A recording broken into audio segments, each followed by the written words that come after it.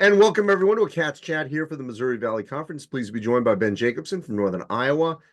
Ben, you guys are in a three-way tie for fourth, with 2 weeks left to go in the season, and it feels like what always happens: you get better, you're in position to make a run in Arch Madness. Where are you with this team at this point in the season for that to possibly happen? Yeah, we played our best half of basketball just the other day. So that lines up with what you mentioned with our teams in terms of, playing good basketball in February, playing good basketball when we go to St. Louis. Now, just prior to that, Andy, we had a 4-game stretch where we didn't play as good, and it's getting, that late January, early February. You're pretty late in the year not to be playing good basketball. And I would tell you with our team, we've got a good enough team when we go out there that we can play with or beat just about anybody we're out there with, in our league, outside of our league. But we've also shown that, when we don't play at a high enough level, that we can lose some games to teams that aren't in position to win our championship or in position to get in that large bid. So we've shown both ends, which, it's okay if you're doing that through, November and December a little bit. But by the time you get to late January and early February, you should be out of that. And so this group's taking a little bit longer. But I still feel like with 2 weeks to go and what just happened in the Bradley game, and we just won at Velpo before that, that we've still got time to play really good basketball because we got a good roster. It's more balanced. We've seen, with your team, with this league, a lot of times you got a guy that can go off for 20, 25, and that's where you're leaning and funneling a lot through. It feels like from an outsider's view that this team is a little bit more balanced, a little more, options, a little more flow with the offense. What kind of read am I having on what you're doing there? Yeah, you're right on. So a year ago, Bowen and Titan, they were doing almost everything, ran through them. They were creating almost all of our offense. We had a bunch of young guys around them last year, so Bo and Ty were, taking the majority of the shots. Offense was starting, running through those guys. Nate Heisey came back from an injury. Nate's one of our best players. And then we added Jacob Hudson, the big kid from Loyola. So now we've got two other places that we can start our offense. So now you got Nate, you got Huddy as new guys this year, right? Nate's been in our program, but back this year. And Bone and Titan as well. So you've got 4 places now that you can start the offense. So the shots have been spread out a little bit more. That part's been good. And then, we played our bench quite a bit more against Velpo and against Bradley. And we feel like that's something that can really help us here as we get down to, the last 4 games and on the way to St. Louis. Those guys are, we feel like we've got some good players there. And they've played well when they've had their opportunities. So our depth is better. And our top end is better. So, yeah, it is. Bowen and Ty had to play, they had to score and they had to play really good for us to win as we got into league games last year. And it's not necessarily the case this year.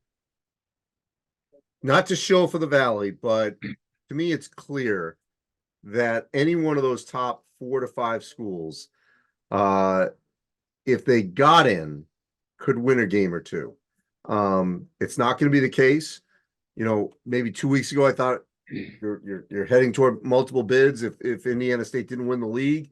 Now I don't know. I'm just curious your frustration level because and you have one of them. You've got teams that are good enough to win games in March Madness. It's getting more than one in to see if that actually would happen. How do you wrestle with all that? Yeah, it's so with our team, we were able to be fortunate to be in the battle for Atlantis again this year. And we played North Carolina in the first game. We're up 6 at half, and they come out and blitz us, and they end up beating us by 20. But then we play Texas Tech, and we're up 15 with 9 minutes left, and we're playing good basketball. And then you fast forward and see what Texas Tech is doing in the Big 12, and that's to your point where we've got 5 or 6 teams in this league that on a neutral court in the NCAA tournament can win a game, can win 2 games, right? And then then it's up for grabs. You get to that Sweet 16 but we do. And so then the challenge and to your question is, how do we get that second team in? How do we get to a year where we get, to a third team in? This year, we're much closer than we've been in a while, Andy.